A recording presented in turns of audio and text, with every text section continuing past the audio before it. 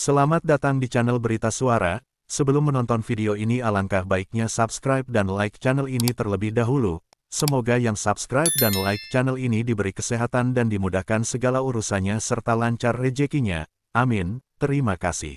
Jakarta, Presiden Prabowo Subianto direncanakan meluncurkan bank emas atau bullion bank pada hari ini, Selasa tanggal 26 Februari tahun 2025. Inisiatif ini bertujuan untuk memanfaatkan potensi besar emas Indonesia dan mengurangi ketergantungan ekspor bahan mentah. Kita akan bentuk bank emas. Selama ini, kita tidak punya bank untuk emas kita, tidak ada di Indonesia. Emas kita banyak ditambang dan mengalir ke luar negeri, kata Prabowo dalam keterangan pers terkait kewajiban menyimpan devisa hasil ekspor, DHE, sumber daya alam SDA, pekan lalu tanggal 17 Februari tahun 2025. Lalu apa itu usaha bullion dan model bisnisnya? Bullion bank dibentuk dengan payung hukum Undang-Undang Pengembangan dan Penguatan Sektor Keuangan UU P2SK yang disahkan pada tanggal 12 Januari tahun 2023. Aturan ini kemudian dijabarkan lebih lanjut dalam Peraturan Otoritas Jasa Keuangan POJK No. 17 tahun 2024 tentang penyelenggaraan kegiatan usaha bullion. Dalam regulasi teknis itu, OJK menetapkan bahwa kegiatan usaha bullion hanya boleh dilakukan oleh lembaga jasa keuangan dengan cakupan 4 usaha utama meliputi simpanan emas, pembiayaan emas, perdagangan emas, dan penitipan emas. Kepala Departemen Pengaturan dan Pengembangan Lembaga Pembiayaan OJK Ahmad Nasrullah menyebutkan usaha bullion memiliki model bisnis yang selama ini dijalankan oleh lembaga keuangan yang bertransaksi dengan emas seperti di pegadaian ataupun perbankan syariah. Sebelumnya, masyarakat menggunakan skema penitipan dan emas fisiknya disimpan di gudang aman saat melakukan transaksi. Sedangkan di bullion emas, maka dilakukan konsep seperti bank. Emas yang disimpan dapat digunakan oleh bank baik berupa peminjaman kepada pelaku usaha yang membutuhkan ataupun transaksi lainnya. Atas kesediaan masyarakat menabung itu nantinya akan mendapat imbal hasil seperti halnya deposito uang. Atas model bisnis ini, OJK memberi mitigasi risiko dan permodalan yang kuat menjadi syarat utama operasional bisnis ini. Salah satunya terlihat dari besarnya syarat modal yang ditetapkan. POJK 17/2024 mensyaratkan bahwa lembaga jasa keuangan yang ingin terlibat dalam bisnis bullion harus memiliki ekuitas minimum 14 triliun rupiah. Hal ini dinilai menjadi hambatan bagi banyak perusahaan pembiayaan dan modal ventura untuk masuk ke bisnis ini.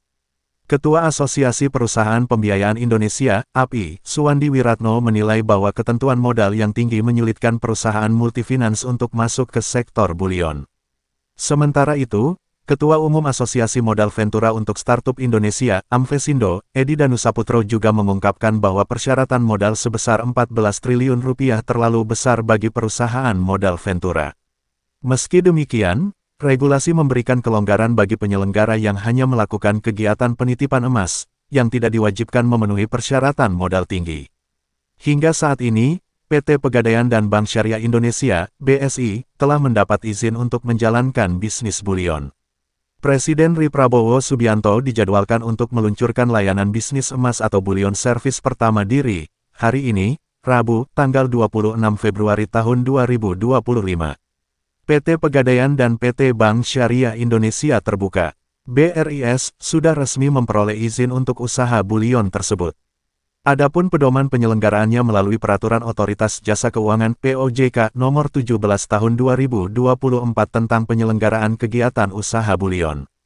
Berikut merupakan pengertian dan mekanisme transaksinya mengacu pada POJK tersebut. Lantas, apa pengertian dan bagaimana mekanisme pelaksanaan kegiatan usaha bank emas tersebut? Pengertian dan mekanisme bullion services. Bullion adalah lembaga jasa keuangan LJK yang melakukan usaha berkaitan dengan emas dalam bentuk simpanan emas, pembiayaan emas, perdagangan emas, penitipan emas, dan atau kegiatan lainnya. Kepala Departemen Pengaturan dan Pengembangan Lembaga Pembiayaan, Perusahaan Ventura, Lembaga Keuangan Mikro dan Lembaga Jasa Keuangan lainnya (PVML), Ahmad Nasrullah mengatakan pada tahap awal kegiatan usaha pinjam-meminjam emas hampir sama seperti tabungan. Nanti selain emas kita disimpan sama bank, dapat bunga juga dalam bentuk gramasi. Misalnya dapat 0,1 gram setiap bulan, setiap setahun, lah, ya. Emas itulah nanti akan dipinjamkan oleh si bank bullion tadi ke manufaktur, ungkap Nasrullah dalam media briefing, dikutip Rabu, tanggal 26 Februari tahun 2025. Nasrullah mengatakan tidak ada minimal deposit yang ditentukan bagi yang mau menyimpan di Bank Bullion. Namun, bagi peminjam dikenakan minimal pengajuan pinjaman sebesar 500 gram. Minimal minjamnya itu sudah kita batasi di sini. Minimum setengah kilo. Jangan cuma minjam 10 gram, 20 gram, ungkapnya. Batasan ini ditentukan lantaran Bank Bullion ini ditargetkan untuk konsumen manufaktur. Hal ini diharapkan dapat mengurangi kecenderungan impor emas dan menghemat divisi ekspor Indonesia. Jadi, jangan dipahami ini kita masyarakat biasa minjam nggak boleh ini. Ini, kalau minjam 500 kg, dan kita punya jaminan sebesar itu, boleh aja. Tapi ini mostly untuk, itu tadi, untuk manufaktur, ya, tuturnya. Sebagaimana diketahui, dalam POJK tersebut pun diatur bahwa lembaga jasa keuangan wajib mensyaratkan agunan 100% dari nilai pembiayaan emas. Agunan tersebut dapat berupa kas atau setara kas, deposito berjangka hingga surat berharga yang diterbitkan pemerintah atau Bank Indonesia. Apabila ada penurunan atau kenaikan harga emas, perusahaan penyedia jasa dapat meminta penyesuaian agunan dalam bentuk kas atau setara kas. POJK 17/2024 juga mengatur bahwa lembaga jasa keuangan yang dapat melakukan usaha bulion hanya yang memiliki kegiatan bisnis utama berupa penyaluran kredit atau pembiayaan. Akan tetapi Bank Perekonomian Rakyat (BPR) dan lembaga keuangan mikro dikecualikan. Bagi bank umum, untuk melakukan usaha bulion harus memiliki modal inti paling sedikit 14 triliun rupiah. Bank umum yang memiliki modal inti sesuai ketentuan juga diperkenankan untuk melakukan usaha bulion melalui unit usaha syariah (US). Lembaga jasa keuangan yang melakukan kegiatan usaha bulion hanya berupa penitipan emas, dikecualikan dari ketentuan modal inti 14 triliun rupiah. Jakarta, Indonesia akhirnya memiliki yang namanya Bank Emas. Presiden Prabowo Subianto baru saja meluncurkan layanan Bank Emas kemarin.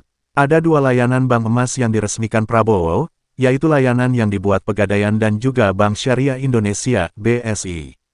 Prabowo mengatakan Indonesia punya cadangan emas terbesar ke-6 di dunia. Kini emas-emas di Indonesia bisa dikelola dalam satu lembaga keuangan yang formal. Hari ini menjelang 80 tahun kita merdeka dengan bangga, pertama kali dalam sejarah bangsa Indonesia yang punya cadangan emas ke-6 terbesar di dunia untuk pertama kali akan memiliki bank emas, sebut Prabowo saat meresmikan Bank Emas di Gade Tower, Jakarta Pusat, Rabu, tanggal 26 Februari tahun 2025. Menurutnya, Bank Emas butuh waktu 4 tahun untuk persiapan pembentukannya.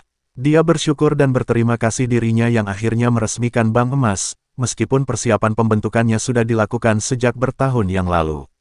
Dan dengan mengucapkan Bismillahirrahmanirrahim pada siang hari ini, saya Prabowo Subianto Presiden Republik Indonesia dengan ini meresmikan layanan Bank Emas Pegadaian dan Bank Syariah Indonesia, tegas Prabowo. Bank Emas sendiri bisa berdiri usai Otoritas Jasa Keuangan (OJK) resmi merilis aturan terkait kegiatan usaha bank emas atau bulion, tepatnya pada Peraturan Otoritas Jasa Keuangan (POJK) Nomor 17 Tahun 2024 tentang penyelenggaraan kegiatan usaha bulion pada November tahun lalu.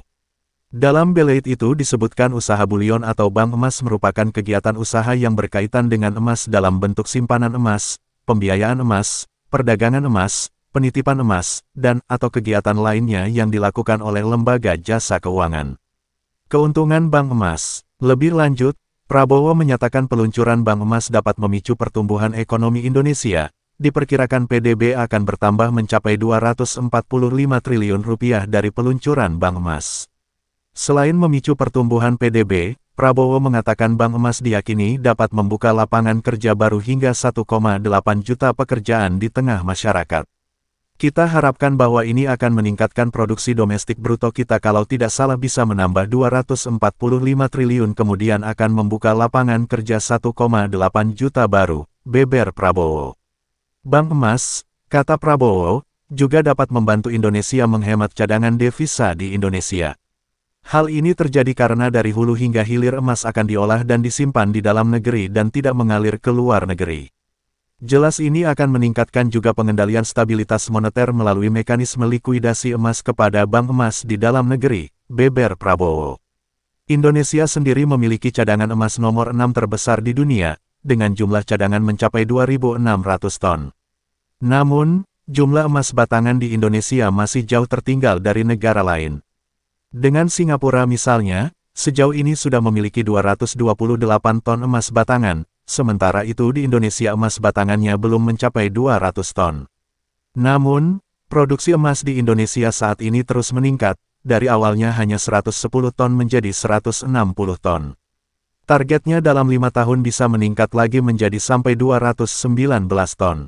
Jakarta, Presiden Direktur PT Freeport Indonesia (PT-FI), Tony Wenas mengatakan pihaknya bakal terus memasok emas ke dalam negeri, terlebih lagi saat ini sudah ada layanan bank emas di Indonesia. Sejak awal tahun, pihaknya sudah memasok emas ke Antam. Bank emas disebut dapat membuat tata niaga emas di Indonesia makin lengkap, dari hulu ke hilir. Mulai dari emas mentah yang diolah Freeport, kemudian dijajakan oleh Antam, hingga akhirnya bisa diperjualbelikan lewat bank emas. Ini keuntungan buat Indonesia lah. Bahwa kami dari hulu memproduksi, kemudian kami bekerja sama dengan Antam. Antam kemudian yang kita jual ke Antam sebagian besar, dan sekarang retailnya kan sudah ada, sebut Tony usai peluncuran bank emas di Gade Tower, Jakarta Pusat, Rabu, tanggal 26 Februari tahun 2025. Ini kan sudah terjadi ekosistemnya, dari hulu sampai hilir, pembelinya juga animo masyarakat kan juga besar, bebernya. Soal pasokan emas ke Antam sendiri, Freeport sudah mengirimkan untuk pertama kali hingga 125 kg pada Februari ini. Pihaknya pun akan melanjutkan pasokan emas ke Antam, targetnya tahun ini pihaknya bisa memasok hingga 28 ton emas ke Antam. Tanggal 12 Februari kami sudah kirim 125 kg ke Antam sebagai pengiriman pertama. Dan ini terus akan berlanjut. Tahun ini mungkin diperkirakan antara 24–28 ton, papar Tony. Bank emas diyakini Tony dapat membuat peredaran emas di dalam negeri makin meningkat. Bahkan bisa membuat cadangan valuta asing bagi Indonesia. Tentu saja, itu bank emas akan mendampak cadangan Republik Indonesia ini dalam bentuk emas. Maksudnya bukan cadangan ditambang ya, adalah foreign exchange reserve kita dalam bentuk emas, ujar Tony. Jakarta, Menteri Badan Usaha Milik Negara BUMN Erick Thohir mengatakan, fasilitas pemurnian PT Freeport Indonesia (PT-FI) memiliki kapasitas produksi mencapai 50 ton emas per tahun. Sebanyak 30 ton emas itu akan diserap PT Aneka Tambang Terbuka. Freeport memproduksi 50 ton emas, dan Antam menyerap 30 ton. Dampaknya luar biasa karena mampu menghemat cadangan devisa hingga ratusan triliun dalam 5 tahun, kata Erick dalam keterangan tertulisnya, Jumat, tanggal 21 Februari tahun 2025.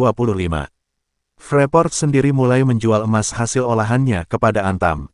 Penjualan emas olahan Freeport seberat 125 kg ke Antam ini merupakan bagian dari kontrak kerjasama selama 5 tahun dengan nilai mencapai 12,5 miliar dolar. Lebih lanjut, Erick menilai langkah ini sejalan dengan arahan Presiden Prabowo Subianto yang menghendaki swasembada energi dan hilirisasi sumber daya alam. Produksi PT-FI sendiri dinilai sebagai langkah strategis mendorong hilirisasi sektor pertambangan, khususnya emas.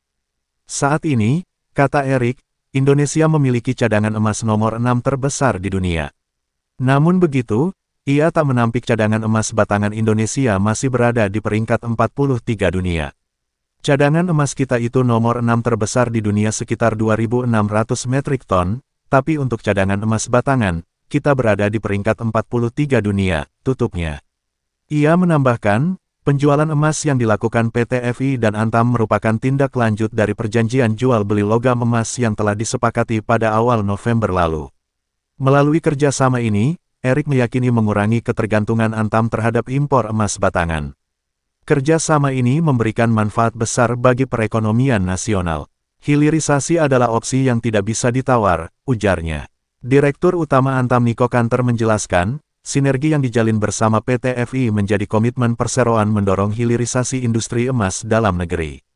Ia menilai, kerjasama ini dapat meningkatkan sourcing bahan baku emas. Emas dari PT Freeport Indonesia nantinya akan diolah di pabrik pengolahan dan pemurnian milik kami untuk diproses menjadi produk logam mulia Antam, katanya. Niko menambahkan, kerjasama ini akan mengoptimalkan produksi produk emas logam mulia Antam di tengah tingginya permintaan pasar.